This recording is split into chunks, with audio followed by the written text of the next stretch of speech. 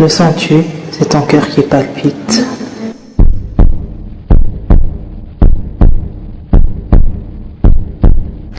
Bienvenue dans Maman Galère. Moi, c'est Mia. Bonjour, je m'appelle Fahim. Je souhaiterais vous raconter mon histoire. Je suis de Mayotte. C'était ma dernière année à Mayotte. En 2021, avec mes amis, on a voulu faire un casse, histoire d'avoir une soirée bad trip. Alors on a décidé, comme un accord, d'aller dans la maison qui se nomme la maison du serpent. En rentrant dans la maison, tout était somptueux, c'était propre, magnifique. J'en croyais pas à mes yeux. On dirait que le temps était figé. Sur le coup, on a eu peur. On s'est dit que cette maison était habitée, c'était pas possible. Alors que tout le monde nous disait qu'elle était inhabitée, on a plaint. Audi, Audi, y a-t-il quelqu'un? Personne ne répondait. On a fini par oublier et passer la soirée à s'éclater, à boire, à mettre de la musique à fond, à danser, et toujours personne. On a fait la fête jusqu'à l'aube. À mon réveil, les jumeaux avaient disparu. Je me suis dit, peut-être Dani et Diane sont partis. Ils en avaient marre de la soirée. Il ne restait que moi, Mohamed et Amada. On a donc saccagé la maison, puis dévalisé, pris les bijoux et l'argent. Ce jour-là, Jean pencha un beau pactole, car ces bijoux étaient de valeur, ils étaient uniques. Une nouvelle vie s'offrait à moi. J'avais trouvé un nouveau travail et je devais partir en France, à Marseille exactement. Avec l'argent que j'avais gagné ce jour-là, je pouvais payer la caution, puis meubler l'appartement. J'étais refait. Le jour de mon départ, Dani et Diane ne sont pas venus me dire au revoir. Il n'y avait que Mohamed et Amada. Ma famille, mes parents. Voilà, comme un départ quoi. Arrivé en France, à Marseille, j'étais tellement content. Car j'allais dans une nouvelle société de logistique. J'avais été pris dans la IDA Logistique France, une grande entreprise élaborée des solutions globales et adaptées à chaque projet. L'ensemble des activités du groupe est d'assumer la logistique pour les comptes des clients. Trop content de commencer cette nouvelle étape de ma vie, fier d'être indépendant et de pouvoir m'occuper de ma mère. Chez nous, nos mères sont très importantes. On doit s'occuper d'elles financièrement et faire en sorte qu'elles ne souffrent de rien et ne manquent de rien. Mon premier jour de travail, on me montra l'entreprise.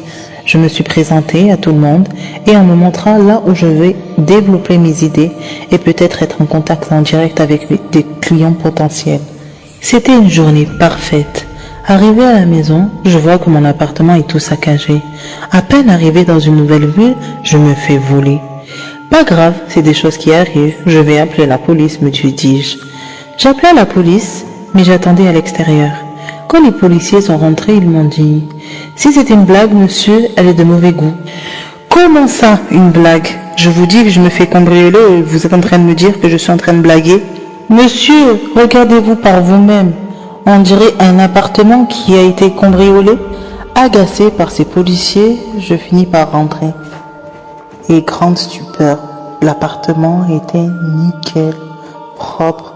Ce que je venais de voir avait disparu. Désolé, monsieur les policiers, je suis vraiment fatiguée. Je viens juste d'aménager à Marseille et je pense que c'est le décalage horaire. J'ai eu un avertissement et une amende. Dans la soirée, je préparais mes repas. J'appelais mes parents puis mes potes. Et je demanda s'il y avait des nouvelles des amis qui nous avaient laissé en plan le jour du casse. Ils m'ont répondu que non, leur mère était venue à la maison, car plus de nouvelles de leurs enfants, elles aussi. Les jumeaux, Diane et Dani, avaient disparu. Pour moi, ils avaient trop bu, ils finiraient par revenir. Comme à leur habitude. La semaine passa parfaitement. Le week-end venu, j'avais envie de sortir pour visiter la ville. Je reçois un appel de ma mère qui était bouleversée. « Maman, que se passe-t-il? Pourquoi es-tu comme ça? Est-il arrivé quelque chose à papa? Est-il malade ?» Et elle me dit « Tu es parti faire des bêtises encore. Qui a tué tes amis? Tu as tué tes amis. les jumeaux sont morts. Combien de fois je te répète de faire attention. La plupart des histoires des grands-mères ne sont pas que des mythes, des histoires pour faire peur. Non, grandis un peu. Mais maman, je comprends pas ce qui se passe. Les jumeaux ont quoi? Ils sont morts à cause de moi? Tu délires? Je vais appeler leur mère pour avoir plus d'informations. Quand j'appela leur mère, elle me révéla que les jumeaux avaient été pendus juste derrière la maison au serpent. C'était le choc pour moi. Ma soirée était gâchée. Je n'allais pas sortir avec ce que je venais d'apprendre. Je ne pouvais pas en croire mes oreilles. Pourquoi? À force d'en pleurer la mort de mes amis, je me suis endormie. Cette nuit-là, j'ai rêvé. J'ai fait un rêve bizarre. Je les ai vus à l'agonie.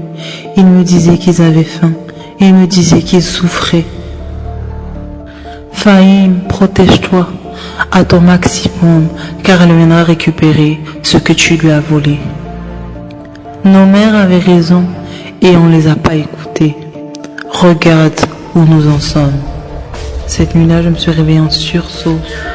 Les larmes ont recommencé. Mes pauvres amis, pourquoi? Nous allons aller dans l'histoire de la maison au serpent. C'est l'histoire qui est très réputée à Mayotte. L'histoire d'une femme qui vivait dans une maison avec son mari. Elle galérait pour tomber enceinte. Elle finit par tomber enceinte. La grossesse se passa à merveille. Le jour de l'accouchement, la stupeur, elle accoucha d'un serpent. C'était une mère après tout. Donc elle éleva son serpent à l'abri des curieux et des curieuses, et son mari la quitta. La légende dit que la femme est morte et que le serpent est toujours là et a hérité de la maison. Voilà pourquoi la maison, on l'appelle la maison au serpent. Pendant un mois, je rêvais non-stop toutes les nuits. Je faisais ces rêves, les mêmes cauchemars, où mes amis me mettaient en garde. Et chaque lendemain, j'avais l'impression d'être battue dans mon sommeil. J'étais tellement épuisée que j'ai dû me mettre en arrêt maladie. J'avais des bleus sur tout le corps. Et le médecin m'a dit, « Mon cher monsieur, je pense que vous faites une dépression face à la perte de vos amis. » J'étais en arrêt maladie 2 semaines. 2 semaines en enfer. J'étais dévastée. Je pensais que j'allais jamais me relever. Je n'osais pas appeler ma mère en vidéo car je ne voulais pas qu'elle s'inquiète pour moi. Je restais enfermée à la maison. Dans mon sommeil, chaque nuit, j'entendais une voix me dire « Tu m'as volé. Rends-moi ce que tu as. Rends-moi mes affaires et je te laisserai tranquille. » Je te laisserai tranquille. Chaque nuit, cette voix terrifiante me répétait « Rends-moi les affaires que tu m'as volées et je te laisserai tranquille. » Je ne comprenais pas ce qui m'arrivait. Est-ce que je perdais la tête? Est-ce que c'était la culpabilité? Je ne comprenais pas ce qui m'arrivait. Est-ce que je perdais la tête ou est-ce que je devenais fou? Est-ce que c'était la culpabilité? Ma mère m'appelait 20 fois par jour, mais je ne voulais pas répondre. J'étais son dernier et elle était trop protectrice avec moi. Pour qu'elle arrête de m'appeler, j'ai fini par répondre. Et quand je l'ai eu au téléphone, elle m'apprend que mon autre ami Mohamed était décédé et que mon ami Amada était devenu fou. À ce moment-là, je décidai de prendre l'avion et de retourner à Mayotte. Il fallait que je me fasse pardonner parce que pour moi, le serpent m'avait suivi et elle me mettait en garde. Rentrée à Mayotte, ma mère était amaigrie. La maison était dévastée, comme si on avait tout volé. La colère se lisait dans les yeux de ma mère. Pourquoi m'as-tu donné de l'argent sale pour entretenir ma maison? Là où tu as fait le mal, il faut que tu ailles demander pardon. Je savais qu'elle parlait de la maison des serpents. T'inquiète pas maman, je vais tout arranger. Là où j'ai vendu les affaires, je vais aller les racheter. Le monsieur à qui t'as vendu les affaires est mort depuis bien longtemps. Ils ont récupéré leurs affaires par eux-mêmes. il faut que toi, tu ailles demander pardon. J'étais terrifiée. Comment je pouvais aller demander pardon à une entité qui pouvait tuer sans même la voir? Qu'est-ce que je devais faire pour qu'il puisse me pardonner? Est-ce que je devais sacrifier ma vie? Est-ce que je devais donner toute ma richesse? Je pris mon courage à deux mains. Et puis j'entrai dans la maison des serpents. C'était pas comme la dernière fois. Là, c'était une odeur de mort, sale. Qu'est-ce qui s'était passé? Et d'un coup, j'entends la voix que j'entendais dans mon sommeil. Ah, tu es venu me voir? Qu'est-ce que je puis faire pour toi? Tu m'as volé. Il n'y a plus rien à voler ici. Je ne viens pas voler. Je viens supplier de me pardonner. Qu'est-ce que je peux faire pour me faire pardonner? Te rappelles-tu du jour où tu m'as volé? Si aujourd'hui je ne t'ai pas torturé, c'est parce que tu ne m'as que volé. Mais tes amis ont tué mes enfants. Tes amis ont volé et écrasé mes bébés. Je veux que tu me rendes mes affaires. Je ne peux pas vous les rendre. La personne à qui j'ai vendu vos affaires est décédée.